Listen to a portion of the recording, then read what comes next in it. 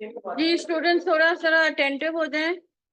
Last time मैंने आप लोगों को रिक्वेस्ट की मतलब कहा था कि मुझे याद रहेगा कि पेपर ओपन करके ना आप लोगों का थोड़ा सा का और आर्गुमेंटेटिव का समझाना है।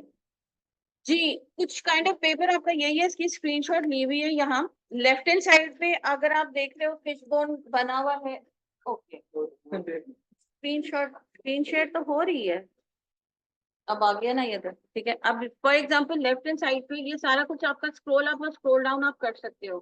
ठीक है, लेफ्ट हैंड साइड पे आपका ये फिशबोन डायग्राम है। ऊपर लाइन देखते हो ये आपका टॉपिक मेंशन है।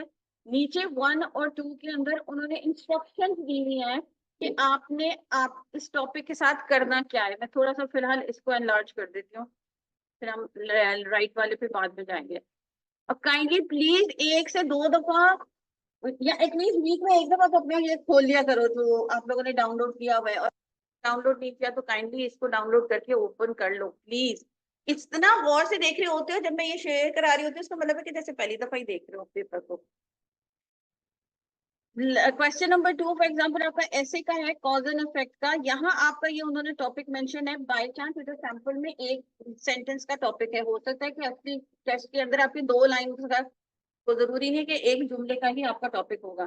टॉपिक के बाद नीचे 1 या 2 इंस्ट्रक्शंस उन्होंने दी हुई होंगी कि वो आपसे क्या चाह रहे हैं कि आप टॉपिक को क्या करो। हमें ये तो पता है फेसबुक कह रही हूँ, ये फिश डायग्राम देखने के बाद कि we are suppose to do the cause and effect वाला ऐसे।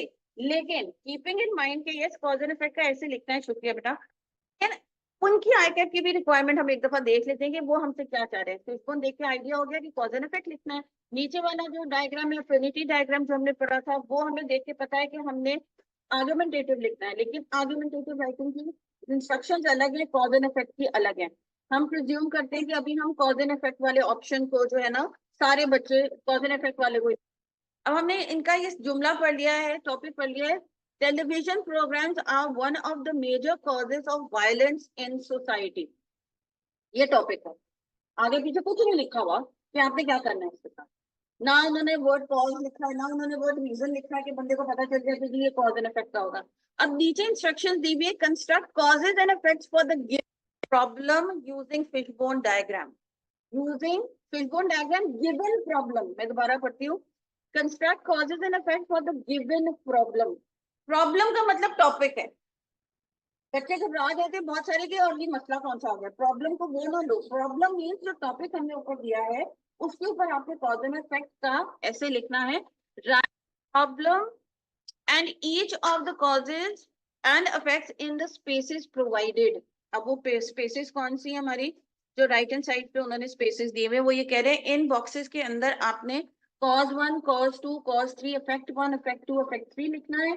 और इसी बॉक्स के अंदर प्रॉब्लम स्टेटमेंट लिखनी है। ये क्या होती है अभी मैं इसके ऊपर आती हूँ। ये राइट हैंड साइड पे आप बटन देख, ये इस तरह का बटन इस बॉक्स में भी बना हुआ है जिससे आप जब नीचे स्क्रॉल डाउन करोगे तो cos 3 के बाद आपका इफेक्ट 1 इफेक्ट 2 और इफेक्ट 3 का इस तरह का बॉक्स खुल जाएगा। ऐसा क्लियर है। ये उन्होंने थोड़ा सा कंफ्यूजन किया हुआ है, मैं इस वजह से आप लोगों को बार बार कह रही हूँ कि अपने पेपर्स को चेक करो। रीजन कंफ्यूजन की क्या है, क्योंकि ये जो नीचे है ना ये हमारा राइटिंग का है, ये हमारा कॉज एंड इफेक्ट का नहीं है। ये एक अलग बॉक्स है, इसका स्क्रॉल अप एंड डाउन करने का एक अलग राइट हैंड साइड पे है। ये जो ऊपर कॉज के बाद आप समझो कि ये जो लाइन है इसके बाद हमारा ये बॉक्स खत्म है। ये एक आर्गुमेंटेटिव राइटिंग के लिए उन्होंने दिया हुआ। तो इधर जैसे ही हम स्क्रॉल अप स्क्रॉल डाउन करते हैं तो यहाँ हमें problem statement cos 1 cos 2 cos 3 और उसके बाद इफेक्ट 1 इफेक्ट 2 इफेक्ट आएगा। उसके बाद नीचे स्क्रॉल डाउन ही नहीं होगा, वो बॉक्स खत्म हो जाएगा, वो विंडो आपकी एंड हो जाएगी। तो अब वो इंस्ट्रक्शंस हमने फॉलो की कि भाई कह रहे हैं कि राइट हैंड साइड पे जो बॉक्सेस दिए हुए स्पेसेस दिए हुए आपको उसमें कॉजेज और इफेक्ट लिखो। दूसरी इंस्ट्रक्शन वो क्या दे रहे हैं, in identifying television program as major cause of violence in society discuss your arguments. ये पुराना वाला है तो 250 लिखा हुआ है, अब आप लोगों को 150 लिखना है सिर्फ। सेकेंड इंस्ट्रक्शन अगर मैं पढ़ती हूँ, identifying problems causes and effects for the violence in society give your arguments. इस जुमले से कुछ बच्चे समझते हैं कि इधर हमसे कॉज एंड इफेक्ट मांग रहे हैं, इधर हमसे आर्ग्यूमेंट मांग रहे हैं। बच्चे समझते हैं कि हमने आर्ग्यूमेंटेटिव राइटिंग करनी, कॉज एंड इफेक्ट करनी है। तो कभी कभी लिटरल मीनिंग ना लिया करो कि अगर आर्ग्यूमेंटेशन या आर्ग्यूमेंट का नाम वर्ड उन्होंने यूज कर लिया तो उसका मतलब है आर्गुमेंटेटिव ऐसे ही होगा। अपनी सोच को लिमिट नहीं करना।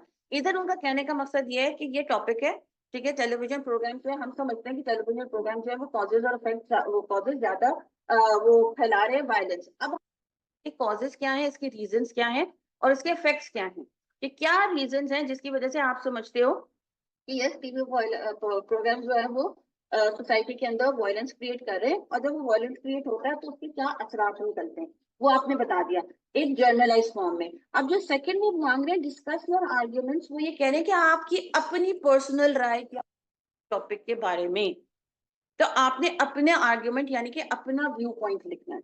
whenever they use the word arguments, write your arguments, cause and effect वाले सेक्शन के अंदर अगर वो पूछ रहे हैं, इसका मतलब है वो आपसे आपकी आरा मांग रहे हैं, आरा जिसको बोलते हैं, आपका व्यू पॉइंट मांग रहे हैं, तो यहाँ हमने वो मेंशन करना है।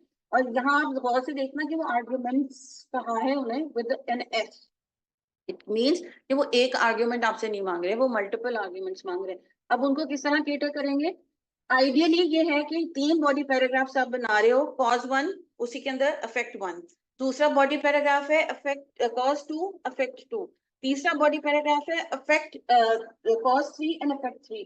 आइडियली उसी के अंदर वो ये कह रहे हैं कि लास्ट का आर्ग्यूमेंट होना चाहिए। इसी वजह से खुदा ना खास्ता टॉपिक ऐसा आ जाता है कि आपको 3 डिफरेंट अपनी व्यू पॉइंट्स नहीं आ रहे, आपके मिजाज से मिलता ही नहीं है वो टॉपिक फॉर एग्जाम्पल, तो कम से कम एक जरूर लिख के आइएगा, और जब अगर एक लिख रहे हो तो वो कंक्लूडिंग पैराग्राफ में होना चाहिए, ठीक है, बगैर उसके तो नहीं आना बिल्कुल भी, समझो कि फिर मार्क्स कट जाएंगे। रीजन कि हमने शर्त ही उनकी पूरी नहीं की है। उन्होंने कहा है कि keeping the topic in mind, cause and effect का फलाना फलाना लिखने के बाद अपने आर्ग्यूमेंट्स दो, और अगर हम अपना एक भी आर्ग्यूमेंट नहीं लेके आते, इसका मतलब है कि हमने ये कम से कम 10% या 15% का काम तो किया ही नहीं है जो उन्होंने मांगा है हमसे।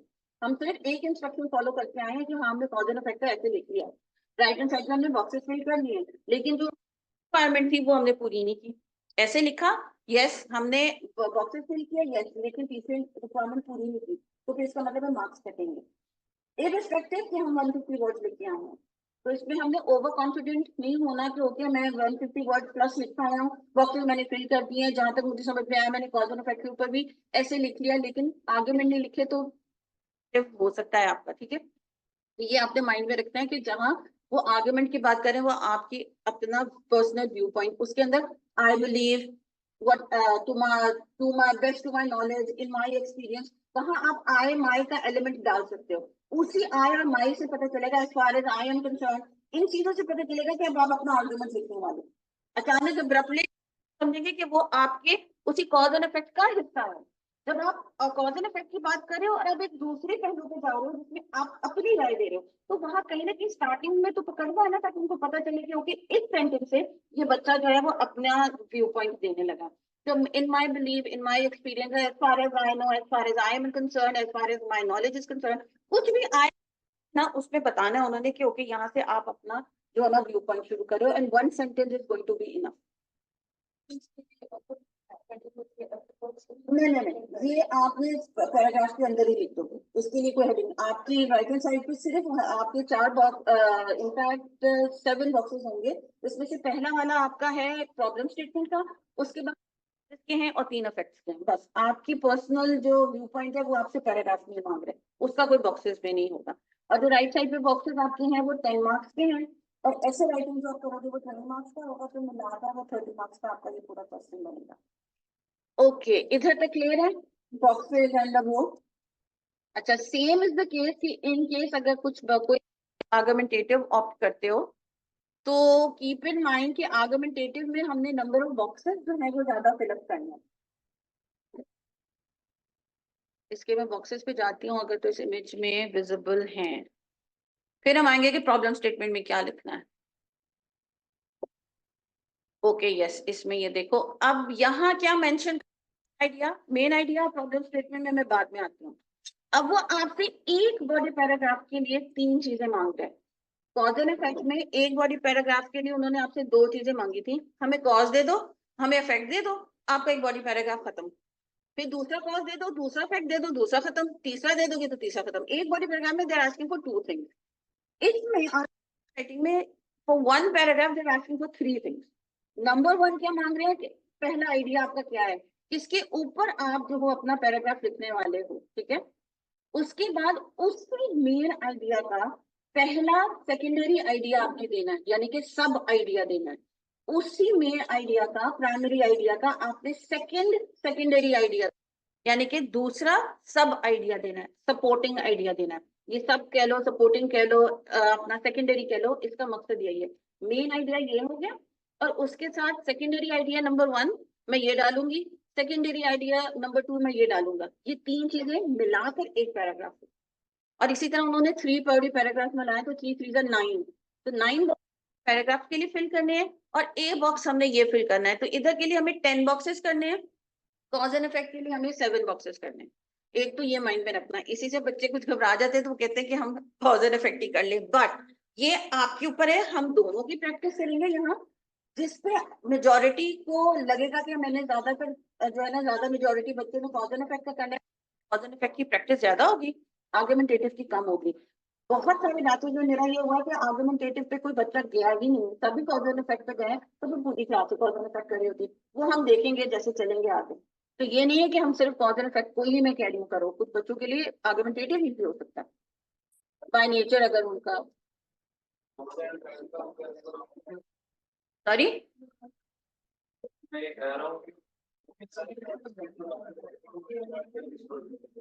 कॉज एंड इफेक्ट किस सूरत में लिखेंगे? मेन आइडियाज आप लिखोगे आर्गुमेंटेटिव वाले क्वेश्चन के अंदर। अगर आप आर्गुमेंटेटिव वाला ऐसे को ऑप्ट करते हो, तो फिर मेन आइडिया आपने आर्गुमेंटेटिव राइटिंग के लिए करना है। अगर इफेक्ट के लिए कर रहे हो, तो उसमें आपका कोई मेन आइडिया नहीं है, उसमें आपने प्रॉब्लम सोल्यूशन की बात करनी है। मैं भी आपको बताती हूँ, बच्चे थोड़ा सा इस तरह, इससे वो समझने वाला काम हो रहा है, तो वो उनका क्वेश्चन जो है ना वो जेन्युइन है। अच्छा, मेन आइडिया क्या होता है और प्रॉब्लम स्टेटमेंट क्या होता है? दोनों एक ही चीज है, ठीक है, लेकिन उनको नाम डिफरेंट इसलिए दिया है क्योंकि वो अलग टाइप का ऐसे है, वो अलग टाइप का ऐसे है। प्रॉब्लम स्टेटमेंट कह लो या मेन आइडिया कह लो, मकसद ये है कि आपने अपने टॉपिक को पढ़कर अपने ओन वर्ड्स में यहाँ लिखना है, पैराफ्रेज करना है उसको। मेरे चाहे कॉज एंड इफेक्ट का टॉपिक करो, अभी क्या था कि कॉजेज एंड इफेक्ट जो है वो one of the major causes है टेलीविजन प्रोग्राम्स वायलेंस का। अपने ओन वर्ड्स में प्रॉब्लम स्टेटमेंट बनानी है। प्रॉब्लम मतलब वही टॉपिक या वो मसला, इन द सेंस कहते हैं ना कि ये मसला है, इसके ऊपर हम बातचीत करने बैठे हैं, तो ये मसला है, इसके ऊपर हम लिखने बैठे हैं, तो वहां वो प्रॉब्लम को इस एंगल से ले रहे हैं। तो आप ये समझो कि यहाँ वो मान रहे हैं कि आपको टॉपिक स्टेटमेंट देना है या प्रॉब्लम स्टेटमेंट देना है, तो जो जिसके ऊपर काम करने लगे हो उसका पहले आप अपने ओन वर्ड में स्टेटमेंट दो। एग्जामिनर को ये पता चले कि आपको ऐसे का टॉपिक भी समझ में आया है कि नहीं आया, उसके बाद आप उसको समझते हुए वो आपने ऐसे कैसे लिखा है। सिर्फ ऐसे लिख देना, 150 वर्ड पूरे कर लेना, ग्रामर की कोई गलती ना होना, कोई क्राइटेरिया नहीं है कि आपको 30 में से अच्छे मार्क्स मिलेंगे। आपने ये एक एलिमेंट है ना ग्रामर का ना होना, क्राइटेरिया क्या था असेसिंग क्राइटेरिया, ग्रामर, स्पेलिंग और इंग्लिश लैंग्वेज एक क्राइटेरिया है, नंबर ऑफ वर्ड पूरा करना है आपका दूसरा क्राइटेरिया। रेलेवेंट इंफॉर्मेशन दे रहे हो टू द टॉपिक, टॉपिक को समझ लिया लेकिन इररेलेवेंट इंफॉर्मेशन दे रहे हो जो डायरेक्टली टॉपिक से रिलेटेड ऐसा है नहीं, तो आपको मार्क्स नहीं मिलेंगे, चाहे 150 की बजाय 250 वर्ड लिखा हो। रेलेवेंट इंफॉर्मेशन देनी है आपने टॉपिक के बारे में, सारी चीजें उन्होंने इस हिसाब से वो आपको स्टेप बाय स्टेप चेक करेंगे। तो वो ये जहां ही सबसे पहले असेस कर लेंगे आपको कि बच्चे को टॉपिक किस हद तक समझ में आया है, कि वो अपने ओन वर्ड्स में लिख पाया है कि नहीं लिख पाया। जैसे उनको लगेगा कि ओके 100% अपने सही तरीके से उसने लिखा है या 70% लिखा है, उस हिसाब से वो उसी सोच के साथ वो जाएंगे आपके कॉज 1 और कॉज 2 के ऊपर देखने के लिए। तो यहाँ प्रॉब्लम आपने टॉपिक को अपने ओन वर्ड्स में किस तरह लिखना है। Same is the case argumentative writing में, आपको हेडिंग मिलेगी मेन आइडिया की। मेन आइडिया मीन्स कि वो आपका जो टॉपिक है वो आपने यहाँ रीस्टेट करना है अपने ओन वर्ड्स के अंदर। क्लियर है? Problem statement slash main idea means the same thing, to paraphrase or write the topic in your own words in the boxes given. Clear? पक्का क्लियर? पीछे वाले बच्चों को भी क्लियर? ओके, अब इसके ऊपर भी हम काम करेंगे कि अब हम टॉपिक को पैराफ्रेज करें कैसे। कुछ एक दो टॉपिक्स में आप एक ही इम्पैक्ट है, उसको डिफरेंट तरीकों से मैं आपके साथ शेयर करूंगी कि कैसे आप यूज कर सकते हो उसको। ओके, इसको मैं थोड़ा सा जी ऑनलाइन ऑनलाइन स्टूडेंट्स हैं, हाँ जी, ऑनलाइन स्टूडेंट्स बातें क्लियर हो रही हैं, आवाज मेरी क्लियर आ रही है? आप लोगों के लिए ही मैं थोड़ा सा जरा ज्यादा ऊंचा बोल रही हूँ कि टाइम्स माइक जो है वो प्रॉब्लम कर रहा होता है।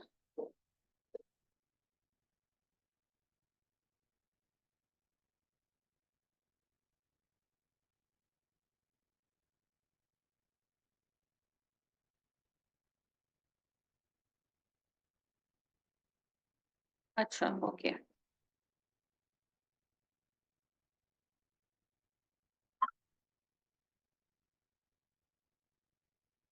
और दोनों एसेस में से कोई एक ऐसे करना है, सिर्फ एसेस में ही आपको। सेल फोन्स काइंडली जरा टेबल पे रख दो, बंद कर दें, मतलब साइलेंट कर दो, नॉट बंद। प्रॉब्लम स्टेटमेंट का कोई वर्ड लिमिट नहीं है, लेकिन कोशिश ये करनी है कि हम अपना जो है ना वो बहुत ज्यादा लंबा या 2 सेंटेंसेस तो बिल्कुल भी ना लिखें। और उन्होंने प्रॉब्लम स्टेटमेंट मांगा है, इट मीन्स, और मेन आइडिया मांगा है, इट मीन्स 1 सेंटेंस, वरना वो लिख देते मेन आइडियाज ना। तो इस वजह से बेशक आप एक ही जुमला बनाओ, लेकिन बहुत ज्यादा लंबा बनाने की भी जरूरत नहीं है। और ये आपका क्वेश्चन अच्छा है कि यहाँ भी आपके जो बॉक्सेस है ना बेटा, राइट हैंड साइड पे जो कॉज एंड इफेक्ट लिखोगे, या आइडिया 1, सब आइडिया 1 एंड 2, वर्ड लिमिट नहीं है, लेकिन पूरे पूरे जुमले नहीं लिखने, क्योंकि जब हमने लास्ट क्लास में कुछ काम किया था कॉज एंड इफेक्ट का, तो एक दो बच्चों ने कॉज एंड इफेक्ट में, जब मैंने उनसे मांगा कि कॉजेज और इफेक्ट लिखो, तो पूरे पूरे जुमले लिखे हैं। उधर पूरे पूरे जुमले नहीं लिखने, आपने टॉपिक से रिलेटेड सिर्फ 2 3 4 हद 5 वर्ड्स लिखने, इससे ज्यादा नहीं। जैसे हम सब्जेक्ट लाइन बनाते हैं ना लेटर की या ईमेल की, उस तरीके से टू द पॉइंट हमने बात करनी है। अगर हम जुमले ही लिखने बैठ जाएंगे कॉज और इफेक्ट वाले बॉक्सेस के अंदर, तो फिर हम ऐसे में क्या लिखेंगे, उनको कॉपी पेस्ट हम कर नहीं सकते, क्योंकि वो एकदम सेम हो जाएंगे। हमने आइडियाज वही इलाबोरेट करना है, लेकिन उस चीज को कॉपी पेस्ट नहीं कर सकते। तो सेंटेंसेस हमें चाहिए हैं जहां हम ऐसे लिख रहे हैं, जहां राइट हैंड साइड पे बॉक्सेस है उनमें आप सिर्फ लिखने पूरे पूरे जुमले। कभी कभी तो सिर्फ 2 वर्ड्स भी इनफ होते हैं। जैसे फॉर एग्जांपल कोई टॉपिक ऐसा है, तो आपका एयर पोल्यूशन अगर आप लिख रहे हो, तो air pollution is going to be enough. excessive use of social media will have that effect on फलाना, ये पूरा जुमला लिखने की जरूरत नहीं है, जो इफेक्ट है बस वो सिर्फ लिख दो। हमें पता है सोशल मीडिया के ऊपर बात हो रही है, तो सोशल मीडिया के इफेक्ट की बात हो रही है ना, टॉपिक को दोबारा उस कॉज एंड इफेक्ट के बॉक्स में डालना जरूरी नहीं। स्पेशली जब हम ऊपर भी मेंशन कर चुके हैं कि हमारा टॉप प्रॉब्लम स्टेटमेंट जो है वो social media, excessive use of social media ही है, तो दोबारा कॉज एंड इफेक्ट में दोबारा क्यों डाल रहे हो उस चीज को? तो कॉज एंड इफेक्ट में टू द पॉइंट जो कॉज है वो, और जो इफेक्ट है बस हमने वही डालना है, ताकि हमारा टाइम कम बचे। वहां अगर हम पूरा जुमला लिखेंगे हमें कोई मार्क्स नहीं मिलेंगे, हमारा टाइम जाया होगा, ये तो हमारा ऐसे लिखने में हमारा टाइम कॉम्प्रोमाइज होगा। अच्छा जी, कमिंग टू द पैराफ्रेज, आप कैसे कर सकते हो अपने प्रॉब्लम स्टेटमेंट को, यानी कि टॉपिक को?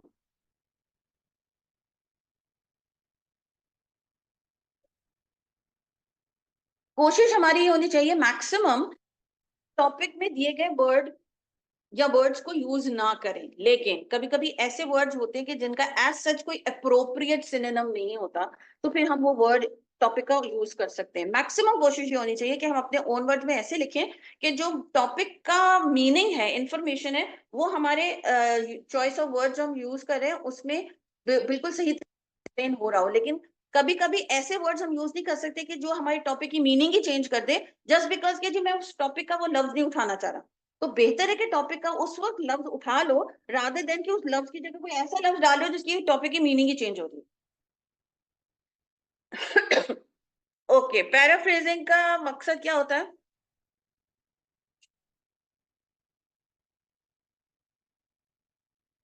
किसी भी दी गई चीज को दोबारा से बयान करना, रीस्टेट करना, रिटेल करना, put in other way, rewrite करना, या से it in a different way. Meaning वही रहती है, अल्फाज और कहने का तरीका आपका चेंज हो जाता है, ठीक है, मीनिंग वही रहती है, माइंड में रखिएगा। टॉपिक अगर आपको कुछ इस तरह का मिलता है, ये पढ़िएगा क्या है।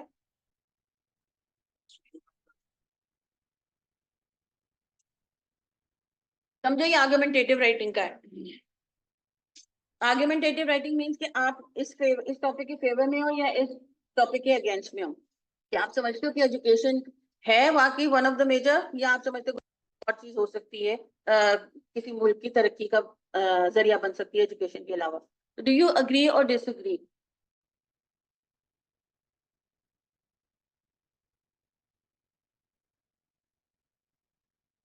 अच्छा, अब पैराफ्रेज हम किस तरह कर सकते हैं? Paraphrase by using synonyms. Synonyms हमें ताकि बच्चों को यूज टू हो, पता चले कि सिनोनिम्स क्या चीज हैं। Paraphrase by changing word class, एक और तरीका है जिससे आप पैराफ्रेज कर सकते हो। एक है सिनोनिम्स यूज करके, दूसरा है वर्ड क्लास को चेंज करके, वो भी हम देखते हैं कि क्या है। तीसरा तरीका है आपका पैराफ्रेज बाय रिप्लेसिंग वर्ड्स और चेंजिंग वर्ड ऑर्डर। चीजें समझ में आई है ना? नो और यस? फिर मैं आगे चलूं? ओके, अभी आप जी चलते हैं वर्ड क्लास का। सिनोनिम्स यूज करना है। अभी फॉर एग्जांपल पीछे वाले को ही लेके चल रहे हैं हम, वहां प्रोग्रेशन का वर्ड यूज किया हुआ था ना उन्होंने। अब अगर प्रोग्रेशन का वर्ड की जगह हमने कोई और वर्ड लगाकर अपना सेंटेंस बनाना है, तो डेवलपमेंट हो सकता है, हो सकता है ग्रोथ हो सकता है, इंप्रूवमेंट हो सकता है। प्रोग्रेशन की जगह ये सर्टेन वर्ड्स हम लगा सकते हैं चेंज करने के लिए, तो सिनोनिम्स लगाकर भी हम अपनी पैराफ्रेजिंग कर सकते हैं। वर्ड क्लास होता है आपका जो नाउन है, फॉर एग्जाम्पल वो कभी एडजेक्टिव का काम दे देगा। एडजेक्टिव जो है वो आपका कभी वो जो third form of the verb है वो आपका एडजेक्टिव बन जाता है, तो से मुराद वो है। सेल फोन काइंडली ऊपर रख दीजिए। उसके बाद फिर अगर प्रॉब्लम हुआ तो बच्चे, कुछ लेक्चर्स ऐसे होते हैं कि जो लिटरली सुनने वाले होते हैं, समझने वाले होते हैं वो पॉइंट्स। ये नहीं मुझे कहना कि हम इस रिकॉर्डिंग में सुन लेंगे। तो पता है कि recording is not accessible to every student ना, इसीलिए ना, ताकि यहाँ तो फिजिकली हो मत मेंटली नहीं हो। तो we want you physically and mentally है, तो वो फिजिकल स्लैश मेंटल स्टूडेंट होने चाहिए। आप कौन से स्टूडेंट हो? फिजिकल स्टूडेंट नहीं हो, मेंटली भी हो कि नहीं हो वो चाहिए ना हमें। फिजिकली ना भी हो तो चलेगा। अब जैसे ये बच्चे तो फिजिकली नहीं है ऑनलाइन वाले, तो हम वो मेंटली हो जाए। ओके, वर्ड टेक्नोलॉजी अगर है, वो नाउन है, उसको हम टेक्नोलॉजिकल कर सकते हैं। अगर हम वर्ड का क्लास भी चेंज कर देते हैं ना, तो वो भी उनके लिए चेंज है। कभी कभी नहीं आ रहा होता कोई वर्ड, तो आप उसका क्लास ही सिर्फ चेंज कर दो। ब्यूटी है, ब्यूटीफाई कर दो, ब्यूटीफुल कर दो, ब्यूटीफुल, डिपेंडिंग अपॉन कि आपने वहां एडवर्ब लगाना है कि एडजेक्टिव लगाना है। ब्यूटी को चेंज कर दो, ब्यूटी को एज इट इज ना लगाओ। अगर आपको लग रहा है कि मैं ब्यूटी की जगह प्रिटी लगाऊंगी तो वो जरा मेरा सेंटेंस वीक हो जाएगा, तो मैं ब्यूटी को ही चेंज कर देती हूँ या कर देता हूँ। क्योंकि हमने अपने उस स्टेटमेंट को वीक भी तो नहीं ना बनाना। उतनी ही स्ट्रेंथ की इंफॉर्मेशन जो वो कन्वे कर रहा है एक्चुअल में, उतनी ही स्ट्रेंथ की इंफॉर्मेशन वर्ड्स में भी कन्वे होनी चाहिए। ये नहीं कि हम चेंज करते करते उसकी स्ट्रेंथ या उसको वीक ही इतना कर दें कि वो इतना इम्पैक्टफुल ही ना रहे। जितना एक्चुअल टॉपिक इम्पैक्टफुल है, मीनिंगफुल है, हमारे चॉइस ऑफ वर्ड भी उतने ही इम्पैक्टफुल और मीनिंगफुल होने चाहिए। हमने सिर्फ उसके वर्ड्स को चेंज करना है, उसके ना ही इम्पैक्ट को चेंज करना है, ना मीनिंग को चेंज करना है, ना वो इन्फॉर्मेशन जो कन्वे कर रहा है उसको भी हमने चेंज नहीं करना। क्रिएट अगर आपका कोई वर्ड है, that's a verb, you can change it into noun, creation कर सकते हो, क्रिएटिव कर सकते हो, good. But with the change of class we should know how to use it in a sentence. Creative कर रहे हो तो पता होना चाहिए कि मैंने कौन से वर्ड्स उसके आगे पीछे लगाने, तो मेरा वर्ड क्रिएट बैठेगा। सिर्फ आप क्रिएट को डिलीट कर कर वहां क्रिएशन का लफ्ज नहीं लगा सकते हो, आपको आगे पीछे के वर्ड्स चेंज करने पड़ेंगे ताकि आपका वो क्रिएशन वहां फिट बैठे। सिर्फ वो उसको डिलीट किया और वो रख दिया उसकी जगह, वो नहीं हो सकेगा। आपको अपना पूरा सेंटेंस को, स्ट्रक्चर को चेंज करना पड़ेगा if you are changing the word class. Surgery है, सर्जरी एक्सरसाइज है, एक्सरसाइजिंग कर सकते हो। अच्छा, coming to the paraphrasing by replacing words and changing word order. एक ये सेंटेंस है आपका, the hardest language to learn is Chinese, एक जुमला है। अब इसको हम कैसे चेंज कर सकते हैं कि इन माइंड के हम वर्ड्स को रिप्लेस करें या वर्ड का ऑर्डर चेंज करें। रिप्लेस भी किया हमने कुछ वर्ड्स, अभी इसमें मुझे बताओ कि हमने वर्ड रिप्लेस किया या वर्ड ऑर्डर चेंज किया? हार्डेस्ट को, the most difficult language to master is Chinese, learn को हमने मास्टर कर दिया और इधर हार्डेस्ट को हमने द मोस्ट डिफिकल्ट कर दिया, तो चेंज हो गया। बेशक आपका नंबर ऑफ वर्ड्स बढ़ गए हैं, कोई मसला नहीं है, एज लॉन्ग एज वो आपका वही इम्पैक्ट क्रिएट कर रहा है, वही बताने की कोशिश कर रहा है इन योर ओन वर्ड्स। अब इसमें बताइए कि क्या चेंजेस आई हैं। वर्ड ऑर्डर है कि रिप्लेसिंग है कि बोथ? सेल बच गया, बाकी क्या गिरा? Chinese is one of the most challenging languages to master. इसमें हमने दोनों काम किए हैं, वर्ड्स को भी रिप्लेस कर दिया है और हमने वर्ड ऑर्डर भी चेंज कर दिया। तो आप पैसिव में भी उसको स्टार्ट कर सकते हो कि जो आपका ऑब्जेक्ट है उसको स्टार्ट में लेके आ सकते हो। इसमें भी नंबर ऑफ वर्ड्स बढ़ गए, कोई मसला नहीं है, एज लॉन्ग एज आपका इम्पैक्ट वही रहे, मैसेज वही रहे, इंफॉर्मेशन वही रहे, जो उसकी स्ट्रेंथ है या उसकी जो नौयत है वही रहे, वो चेंज नहीं हो। ऑब्वियसली ग्रामेटिकली तो ठीक हो ही, वो तो एक कॉमन सेंस है।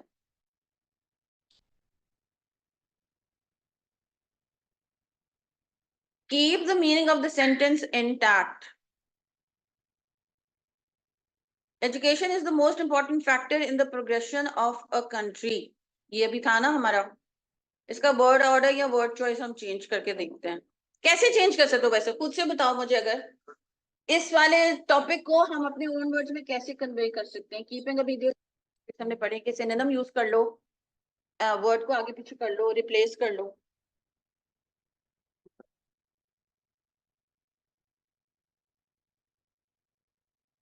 प्रोग्रेशन का भी हमने देखा था ना, डेवलपमेंट, एनहांसमेंट, ग्रोथ।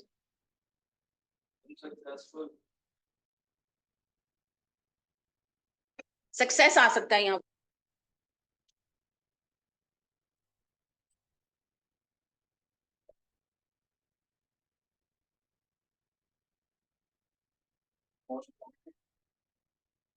हो सकता है, हो सकता है। कंट्री को भी अगर चेंज करना चाहो तो nation is the most appropriate one. क्या चीज कह रहे हैं? Religion, religion is something else and country is something else.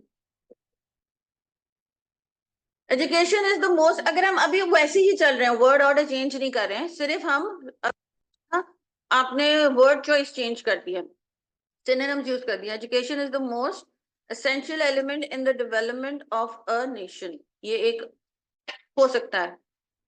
significant aspect in the growth of a state,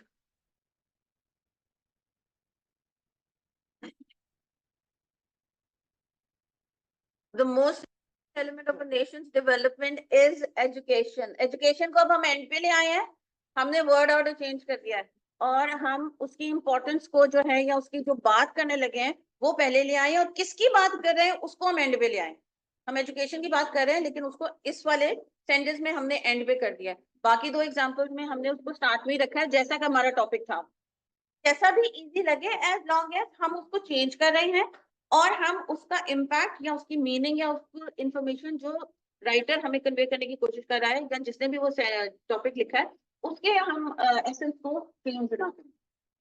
whether you can keep the subject in the literally in the start or you can keep the topic in the end। education है हमारा, start में भी रख सकते हो उसको, आप and में भी रख सकते हो। क्लियर है? कुछ कुछ इसका मतलब यह है कि आपने अपने टॉपिक को पैराफ्रेज कर लिया, यानी कि प्रॉब्लम स्टेटमेंट में आपने, आपको ये ब्लैक वाला जो था वो मिला हुआ था आपका एक्चुअल टॉपिक, और जो ब्लू में यहाँ मेंशन है वो आपने अपना प्रॉब्लम स्टेटमेंट में लिख दिया। इसी तरह आपको आर्गुमेंटेटिव में आपको कोई चीज मिलेगी, आपने उसको राइट हैंड साइड में मेन आइडिया अपने ओन वर्ड्स में पैराफ्रेज करके लिख दिया। इसकी भी साथ साथ में प्रैक्टिस होगी। अब जो भी टॉपिक आप लोगों को दिया जाएगा, आप जब टाइप करोगे यहाँ टॉपिक आप लोगों ने लिखना है, टाइप करना है। उसके बाद या अगर ऑलरेडी मैं आप लोगों के सेलफोन में चेंज शेयर कर चुकी हूँ तो आप लोगों ने पहले टॉपिक स्टेटमेंट यहाँ मेंशन करना है। एक बॉक्स आपका अलग बनेगा पहले कि प्रॉब्लम हो गए, उसके बाद आप पॉज 1 पॉज 2 पॉज 3 पे जाओगे ताकि आपकी प्रॉब्लम स्टेटमेंट या मेन आइडिया की जो पैराफ्रेजिंग है उसकी भी प्रैक्टिस हो। ऐसे नहीं कि टॉपिक मिला बस उसके ऊपर लिखना शुरू कर दो। Let me check. Education is the key factor, not for the sake of country. But ये सही है, education is the key factor, बिल्कुल सही है।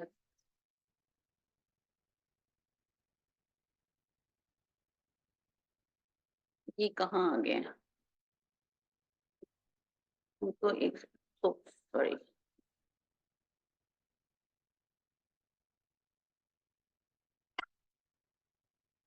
the most essential aspect of a nation's growth is education. Again आप and पे ले गए हो ये file, if I am not wrong मैंने गूगल क्लासों पे आप लोगों के साथ शेयर कर दी हुई है। रिप्लेस कर देना, यस, सिनोनिम जैसे होता है। ऑर्डर चेंज मतलब एजुकेशन हमारा स्टार्ट में था ना, तो अब इस वाले एग्जांपल्स में हम एजुकेशन को एंड पे ले आए, तो हमने वर्ड का ऑर्डर चेंज कर दिया, सीक्वेंस चेंज कर दिया।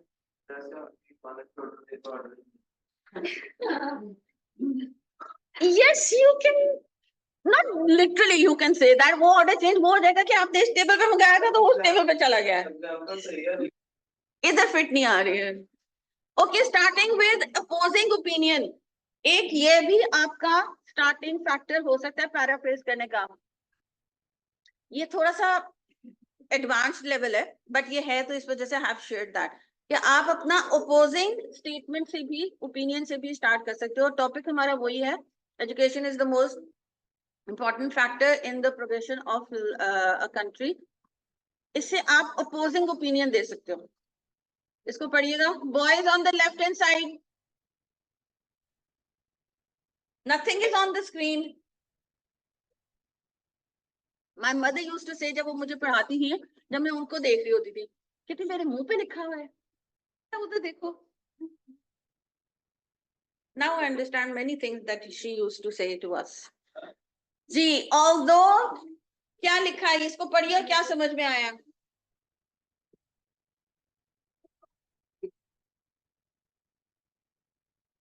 वो बच्चे फोकस करें जिन्होंने फर्स्ट अटेम्प्ट में पास करना है।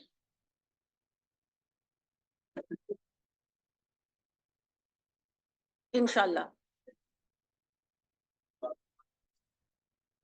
वो ये कसूर है कि वो अटेंटिव नहीं हो रहे ना। Although many would argue the economy is the most essential element in nation building, I think education far greater impact. आप अपोजिंग से भी स्टार्ट कर सकते हो कि कुछ लोगों का मानना यह है कि इकोनॉमी जो है वो बेहतर रोल प्ले करती है किसी भी मुल्क की तरक्की के लिए, but on the other hand यानी कि मेरा मानना यह है कि एजुकेशन ज्यादा इंपॉर्टेंस रखती है। यानी कि रीडर को पढ़कर आइडिया हो जाएगा कि आप एजुकेशन को ही लेकर मुल्क की तरक्की के बारे में आगे, इकोनॉमी का हवाला आपने वैसे ही सिर्फ दे दिया था, तो मेन टॉपिक का फिर भी पढ़ने वाले को आइडिया हो जाएगा कि आप क्योंकि लिख रहे हो, आपका मानना एजुकेशन है, सारी बात आप एजुकेशन पे लिखने वाले हो। तो this can also be a way to write और पैराग्राफ पैराफ्रेज और your topic, but if you don't feel comfortable doing this तो बेशक इसको ना करना, एक ऑप्शन है, तो इस वजह से I have share that. Okay okay, ये तो आपका आर्गुमेंटेटिव का है। अभी हम लोग आर्गुमेंटेटिव पे गए नहीं है लेकिन अभी चले जाते हैं। अच्छा, पैराफ्रेजिंग क्लियर है कि यानी कि आप टॉपिक को अपने ओन वर्ड्स में आप लोगों ने किस तरह लिखना है। अब डिफरेंट डिफरेंट जितने भी टॉपिक्स आप लोगों को मिलेंगे उसकी भी हम प्रैक्टिस करते जाएंगे कि अपने ओन वर्ड्स में हमने लिखना है। समझो पहला टास्क हमारा, उसके बाद फिर हम कॉजेज लिखेंगे, फिर इफेक्ट्स लिखेंगे, फिर जाके हमारा जो इंट्रो का पैराग्राफ स्टार्ट होगा। ठीक है, अब इंट्रो के पैराग्राफ में क्या क्या चीजें होती है वो भी अभी हम करते हैं, लेकिन पैराफ्रेजिंग क्लियर है लेफ्ट साइड वाले बच्चों को भी? पक्का? जब कल करनी पड़ेगी तो फिर प्रॉब्लम तो नहीं होगी कि इसमें कल क्या पढ़ाया था, एक दूसरे से पूछ रहे होगे। ओके ठीक है, परफेक्ट, आपको क्लियर है। अभी जो हमने आपको सब पेपर भी अभी मैंने जो शेयर किया है कि राइट हैंड साइड पे आपने प्रॉब्लम स्टेटमेंट लिखनी है, उसके बाद कॉज 1 कॉज 2 कॉज 3 के बॉक्सेस फिल करने, अफेक्ट 1 अफेक्ट 2 और अफेक्ट 3 के बॉक्सेस फिल करने। जो आप लोगों ने अभी लास्ट क्लास में मुझे काम करके दिया था, अच्छा था वो काम, इन द सेंस कि आपको वो पैटर्न समझ में आ गया कि एक ही पैराग्राफ आपने कॉजेस और इफेक्ट को मेंशन करना है। This is that ICAP is asking for. ठीक है, दो तरीकों के होते हैं कॉज और इफेक्ट को लिखने वाला, या प्रॉब्लम सॉल्यूशन कह लो या एडवांटेजेस डिसएडवांटेजेस कह लो। ठीक है, या तो सारे एडवांटेजेस पहले बता दिए, डिसएडवांटेजेस बाद में बता दो, कॉजेस सारे पहले बता दिए, इफेक्ट सारे बाद में बता दो, ये भी तरीका होता है। प्रॉब्लम सारे पहले बता दिए फिर बाद में बता दो। लेकिन दूसरा तरीका ये होता है कि एक ही पैराग्राफ में दोनों चीजों को कैटर कर लो। कॉज एंड इफेक्ट लिख रहे हो तो एक ही पैराग्राफ में कॉज बताया, उसी का इफेक्ट लिख दिया। एडवांटेजेस डिसएडवांटेजेस कर रहे हो, उसी पैराग्राफ में एडवांटेज भी बता दी उसी चीज की, डिसएडवांटेज भी उसी के बता दी, प्रॉब्लम बता रहे हो उसका सोल्यूशन उधर ही बता दिया। तो ये दोनों तरीके हैं। तो जिसमें से आई कैप वाले आपसे वो वाला दूसरा वाला तरीका मांग रहे हैं कि एक पैराग्राफ आपको कॉज भी बताना है और उसी में आपने इफेक्ट बताना है और कोशिश करके उसमें अपनी आर्गुमेंट भी देनी है। ठीक है, ये तीन चीजें आपने एक पैराग्राफ में, फिर सेकंड पैराग्राफ, फिर थर्ड पैराग्राफ। अब पैराग्राफिंग जो मेन बॉडी पार्ट है वो आप लोगों ने भी मुझे करके दिया जो लास्ट क्लास में, कंक्लूजन नहीं हुई अभी और हमारी इंट्रो पैराग्राफ नहीं हुआ। ठीक है, अभी आज हम थोड़ा सा इंट्रो पैराग्राफ के ऊपर क्या क्या रिक्वायरमेंट होती है उसकी। ऑनलाइन क्लास बच्चा इधर अभी तक क्लियर है चीजें? If I am going fast तो लेट मी नो।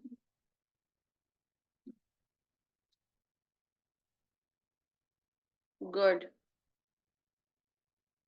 आप ये समझो कि जो फाइल आपके साथ शेयर है इसके एंड में आर्गुमेंटेटिव राइटिंग के कुछ टॉपिक्स पर आपने आइडियाज बना सकते हो मेरे साथ शेयर करने। बाय ऑल मींस जो उस बच्चे ने आर्गुमेंटेटिव ऑप्ट करना है ऐसे को, तो वो मेरे साथ शेयर कर सकते हो इनके साथ आइडियाज बनाकर और फिर इसके ऊपर ऐसे लिखकर। Do you think that setting curfews keep teens out of trouble? Should English be the official language of Pakistan? Violent video games cause behaviour problem, whether you are in favor or against, ये सारे आपके favour और against में। अब कुछ कुछ topic ऐसे होते हैं कि वो इन्हीं को ट्विस्ट करके कॉज और इफेक्ट में बता देते हैं।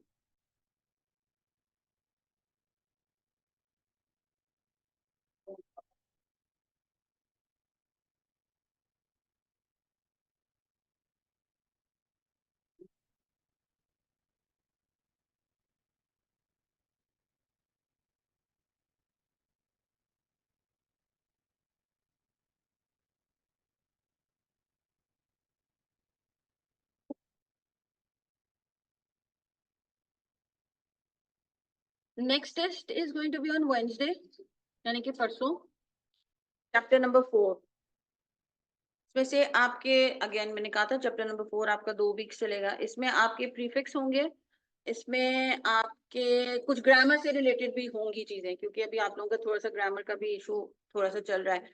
और मैंने जो आप लोगों को कहा था कि वो मेरे पास हैव और हैड की हैं कुछ फाइल्स, असल में मेरा लैपटॉप जो है कुछ महीनों पहले चोरी चोरी तो भूल आई थी गाड़ी में, तो उसमें काफी डेटा था मेरा, तो वो वाला मेरा वहां बना हुआ है, तो वो मैं अब नई स्लाइड्स बना रही हूँ, तो वो फिर इंशाल्लाह नेक्स्ट वीक में आप लोगों के साथ में शेयर करूंगी।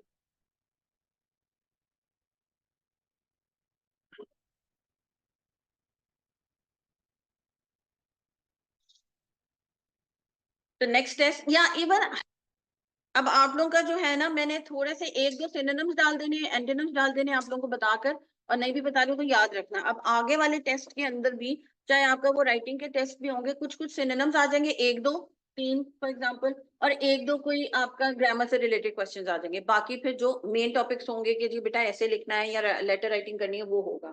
साथ में एमसीक्यू को मैं 4 5 6 दे दूँ, ताकि थोड़ा सा ग्रामर के ऊपर भी आप लोग काम करते रहो। और ये जितना प्रैक्टिस करोगे ग्रामर उससे ही आएगी। मैम जिन्होंने नेक्स्ट अटेम्प्ट देनी है उनकी कोई असाइनमेंट पेपर्स हैं, and if I am not wrong मैंने शेयर कर दिए गूगल पे, लेकिन मैं व्हाट्सएप पे दोबारा कर दूंगी आप। नेक्स्ट अटेम्प्ट तो बेटा मेरा ख्याल है आप लोग जुलाई में ही दे रहे हो, if I am not wrong.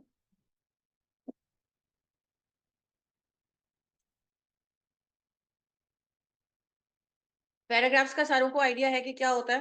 But again थोड़ा सा कि रैंडम आपके सेंटेंसेस होते हैं, लेकिन ऐसा नहीं है कि हम पैराग्राफ पर अपने जुमलों को डाल दें। They should be well connected आपस में। एक जुमला इधर है, एक जुमला किसी और टॉपिक के बारे में है, या उससे मिलता जुलता नहीं है, तो ये आपका पैराग्राफ नहीं बनेगा कि मैंने उसके अंदर 10 सेंटेंसेस लिख दिए, लेकिन वो 10 के 10 सेंटेंसेस आपस में वेल कनेक्टेड हैं, एक दूसरे से रिलेटेड हैं कि नहीं है। कहीं सेकंड पैराग्राफ की बात आपने फर्स्ट पैराग्राफ में तो नहीं लिख दी है।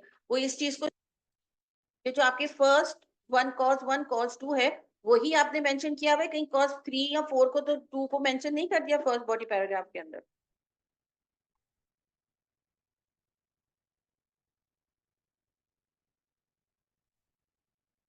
बेसिक पैराग्राफ स्ट्रक्चर का आपका होता है, एक टॉपिक सेंटेंस होता है, 3 to 4 सपोर्टिंग सेंटेंसेस होते हैं। सपोर्टिंग सेंटेंसेस वो होते हैं जिसके बारे में आपने पैराग्राफ लिखा है, वो आपका टॉपिक सेंटेंस हो गया। अब एक सेंटेंस का तो आपका पैराग्राफ बनेगा नहीं, अब उसके बारे में कुछ मजीद वजाहतें तो करोगे ना। जो आपके 3 to 4 सेंटेंसेस होते हैं, वजाहतें होती हैं, वो दैट टॉपिक सेंटेंस जिसके ऊपर आप अपना पैराग्राफ लिखने वाले हो, एंड अ कंक्लूडिंग सेंटेंस। अच्छा, अब ये जो 3 to 4 सपोर्टिंग सेंटेंसेस है ना, ये एक जर्नलाइज्ड एक फॉर्मूला है, जो कि आप समझो कि आपकी 200 से 300 वर्ड्स का जो आपका ऐसे फॉल करता है। अब आकर आपका 600, 700, 1000 या 2000 नंबर ऑफ वर्ड्स का ऐसे है, तो उसमें तो सिर्फ 2 से 3 सेंटेंसेस नहीं ना लिखोगे, वो भी बढ़ जाएगा। कहने का मकसद ये कि डिवाइड होता है वो भी 3 में ही है। चाहे आप 1000 वर्ड्स का ऐसे लिख रहे हो, तो उनके पैराग्राफ भी 3 हिस्सों में डिवाइड होंगे। उसी उसका पैराग्राफ का भी स्टार्टिंग होगा, मिडिल होगा और एंड होगा। फर्क ये होगा, छोटा है अभी फॉर एग्जाम्पल 3 to 4 या 5 सेंटेंसेस का टोटल आपका पैराग्राफ, वो आपका बड़ा हो जाएगा। आपका हो सकता है 15, 20, 25 सेंटेंसेस का वो जुमला आपका पैराग्राफ बन जाए, लेकिन वो पैराग्राफ भी डिवाइड 3 हिस्सों में ही होगा। उसका स्टार्ट होगा, उसका मिडिल होगा और उसका एंड होगा। ये मैंने पिक्चर शेयर की हुई है आप लोगों के साथ, वैसे दिखाई थी मेरे ख्याल से। ये पैराग्राफ को आपने इस शक्ल में माइंड में रखना है कि इसका ऊपर का स्टार्टिंग, मिडिल में जो भी डिटेल्स दे रहे हो, ठीक है, ये जो आपका लेटेस, प्याज, चीज और वो जो भी है, समझो कि ये आपके इसके बारे में इंफॉर्मेशन है। अब फिर आप एंड करोगे एक तरीके से। अब आपका जो पैराग्राफ का एंड होगा, वो आपका कि what do you think about whatever you have written. Cause and effect में भी ऐसे हर पैराग्राफ का ये होता है। इसलिए ये देखो, पैराग्राफ राइटिंग है यहाँ, इधर कोई ब्रैकेट में नहीं लिखा कि डिस्कसिव राइटिंग है या आर्गुमेंटेटिव राइटिंग है। किसी भी पैराग्राफ के आप लिखो, चाहे नंबर ऑफ वर्ड्स उसके 50 हो, 20 हो, 100 वर्ड्स का आपका पैराग्राफ है, वो डिवाइडेड इनटू 3 स्टेप्स। इसकी स्टार्टिंग होगी, मिडिल होगा और एंड होगा। हम्म, उसका कंक्लूजन करेंगे वो। तीनों को मेंशन करो।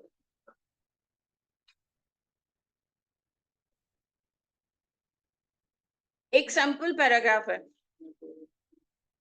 बहुत इजी सा है, इसको पढ़िएगा।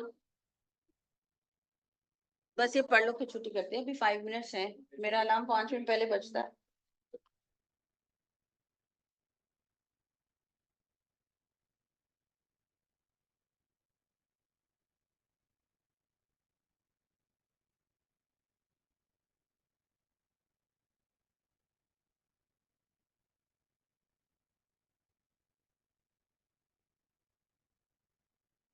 अब आई डोंट नो उधर कलर कोऑर्डिनेशन आ रही है कि नहीं आ रही है। ये इधर 3 में डिवाइडेड है, रेड, ब्लू एंड ब्राउन।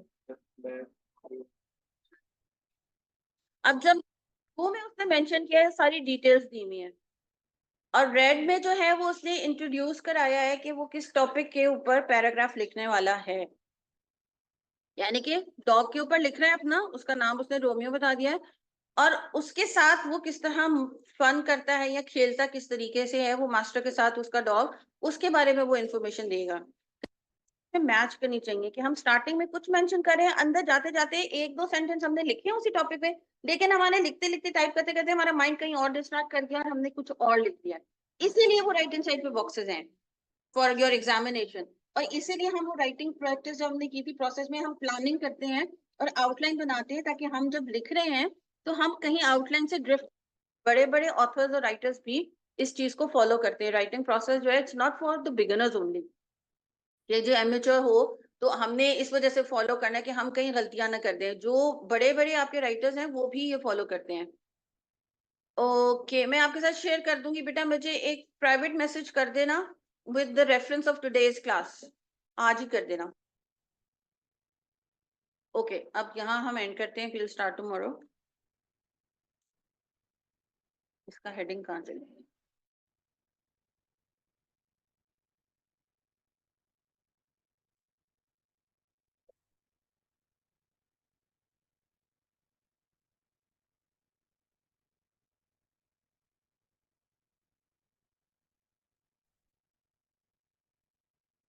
आप लोग की इधर क्लास है?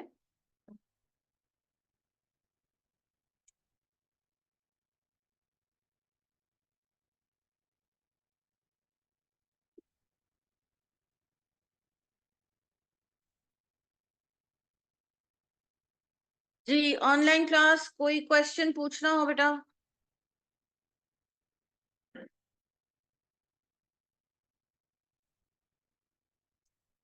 नेट का किस बच्चे के पास एक्सेस है? वैसे तो सबके पास ही होता है।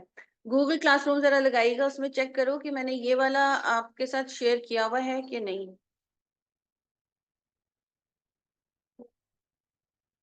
मैं तो आपको बताती हूँ, ऐसे चैप्टर के नाम से होगा और आगे डेट डली हुई है 28 है। बस ठीक है।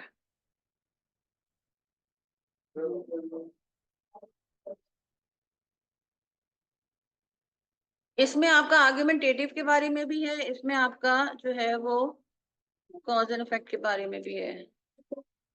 Okay you guys can leave, हम इंशाल्लाह फिर कल मिलते हैं।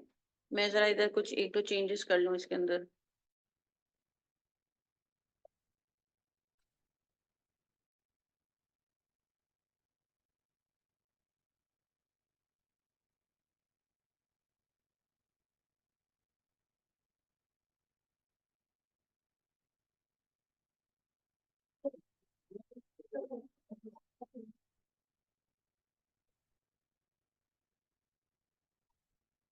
I am thinking of making, but फिलहाल नहीं है।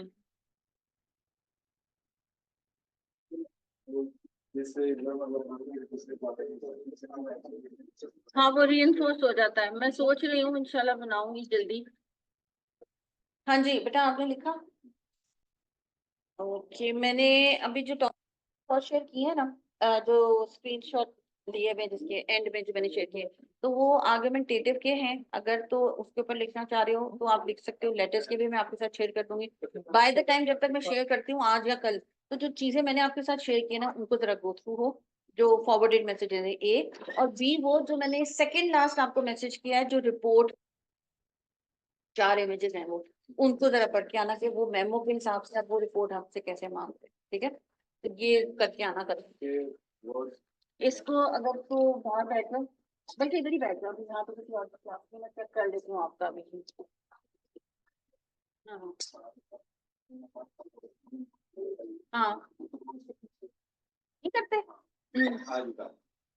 नहीं ऐसा नहीं है, क्योंकि अब ये मुझे रिकन्फर्म करना पड़ेगा कि अब नया इनका तो नहीं है, क्योंकि ये पहले से ही रेड हो रहा है। जैसे ही आपके 150 होते हैं, उसके बाद जो स्क्रीन आपका ऑरेंज या रेड हो जाता है। बहुत सारे बच्चे जिन्होंने मुझे आके फीडबैक दिया है कि हमारा रेड हो गया था, वो सारे बच्चे पास हुए हैं। लेकिन ये मैं बैच 19 तक की बात बता रही हूँ, बैच आया नहीं है, ये 21 है। तो मुझे ये चीज भी कंफर्म करनी है कि अब ये चीज तो उन्होंने चेंज नहीं कर दी।